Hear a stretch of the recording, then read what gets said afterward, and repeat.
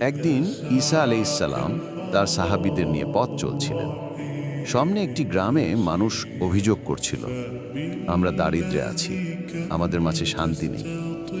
ঈসা আলাইহিসসালাম নরম কণ্ঠে বললেন, যার মনে অহংকার থাকে সে কখনো শান্তি পায় না, আর যে আল্লাহর উপর ভরসা করে তার জন্য আল্লাহ অদৃশ্য থেকে রিজিকের দরজা খুলে দেন।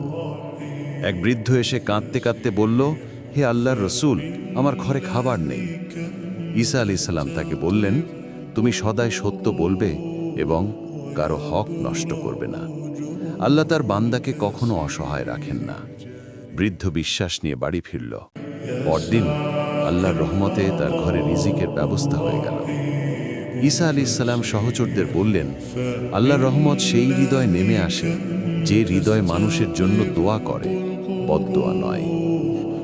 ভাই বোনেরা, যদি গল্পটি ভালো লাগে তবে লাইক দিন, চ্যানেলটি সাবস্ক্রাইব করুন নতুন নতুন ইসলামিক গল্প পেতে, ইনশাআল্লাহ।